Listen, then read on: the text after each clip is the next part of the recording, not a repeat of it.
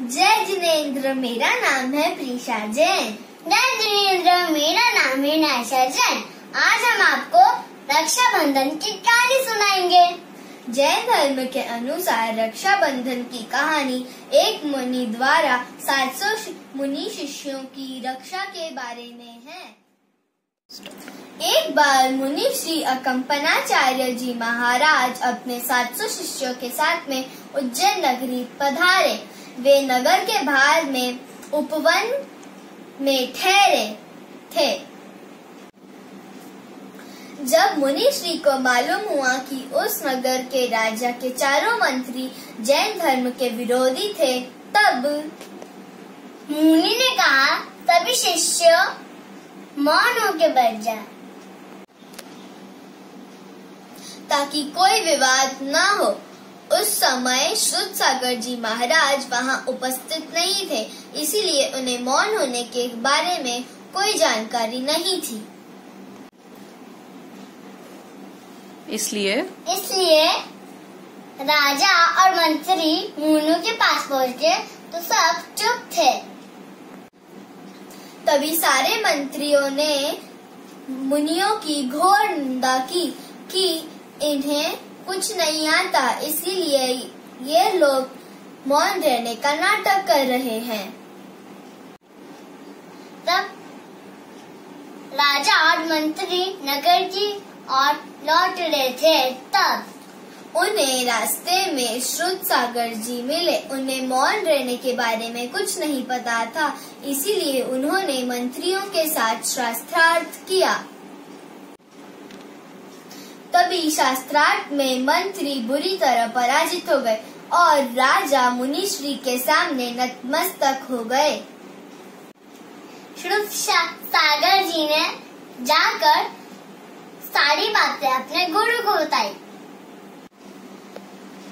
तभी गुरु ने श्रुतसागर जी महाराज को कहा कि उसी स्थान पर जाके मौन स्थापना में रात भर खड़े हो जाओ ताकि दूसरे मुनियों पर उपसर्ग न आए।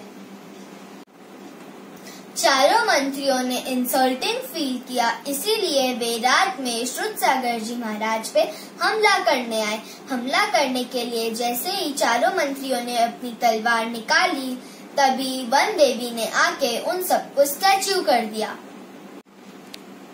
रात भर वो स्टैच्यू बनकर ही खड़े रहे और सुबह जब राजा को पता चला तो वे उधर आए और चारों मंत्रियों को पनिशमेंट दे के नगर से बाहर निकाल दिया। उज्जैन से निकाले जाने के बाद में चारों मंत्री हस्तिनापुर गए। हस्तिनापुर का राजा का नाम था पद्मराय। वे राजा को प्रसन्न रखने लगे और उधर ही रहने लगे। उन चारों ने अपने काम से राजा को बहुत खुश किया। खुश होने के जब राजा खुश थे तो उन्हें एक वर मांगने के लिए कहा। फिर मंत्रियों ने कहा, समय आने पर हम अपना वर मांग लेंगे। कुछ समय बाद जब अकंपनाचार्य जी अपने 700 शिष्यों के साथ हस्तिनापुर पधारे, तभी जैसे मंत्रियों को पता चला, उन्होंने बदला लेने की सोची और अपना वर मांगने के लिए राजा के पास चले गए।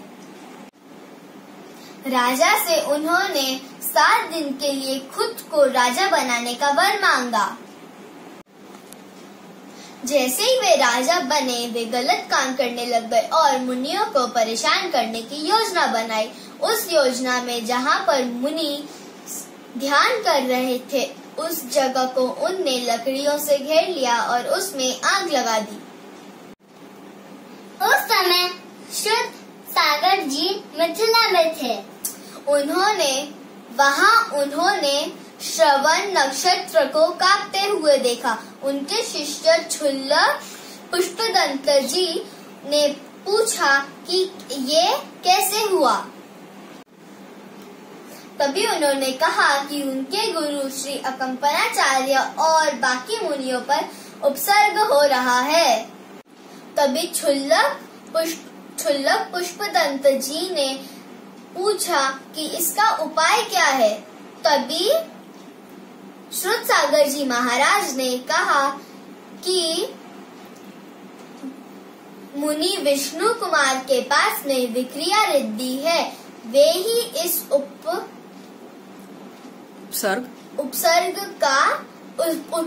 को टाल सकते हैं। आपको ना विक्रिया रिद्धि क्या होती है? विक्रिया रिद्धि मतलब किसी अपने आप को किसी भी साइज में या फिर गेटअप में चेंज करना। तभी मुनि क्षुल्लक पुष्पदंत जी विष्णु कुमार जी के पास गए और उन्हें सारी बात बताई।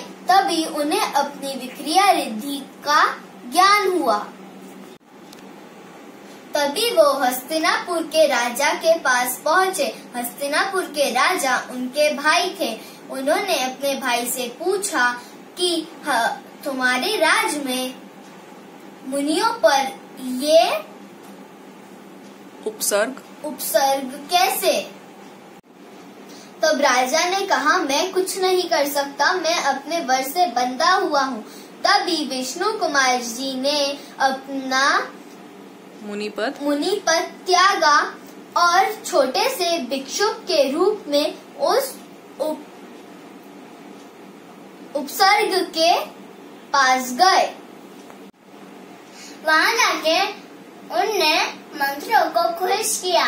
एक मंत्री ने खुश होकर उन्हें एक वर मांगने के लिए कहा।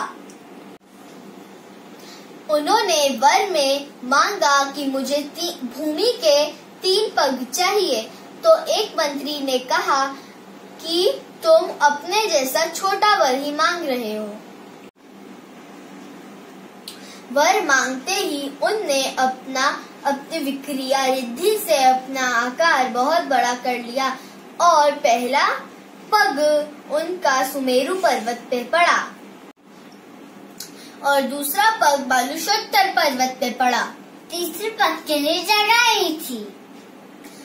ये सब देखकर स्वर्ग से देवगण भी नीचे धरती पर आ गए और मुनि के सामने चारों मंत्री झुक गए। फिर मुनि ने अपनी विक्रिया रिद्धि समेट ली और मुनि रूप में आ गए। आगम के अनुसार मुनि पद त्यागने की प्रायश्चित की और घोर तपस्या की और मोक्ष प्राप्त किया। इस तरह मुनियों का उपसर्ग समाप्त हुआ और चारों मंत्री जैन धर्म को मानने लगे। आपको पता है वो दिन कौन सा था? वो दिन श्रावण मास की पूर्णिमा का दिन था। इस दिन सभी मुनियों की रक्षा हुई थी। इसीलिए सारे जैन धर्म अनुयायी इस दिन अपने हाथ पर अपनी कलाई पर रक्षा सूत्र बांधकर रक्षा बंधन का त्योहार मनाते हैं। जय जिनेंद्र।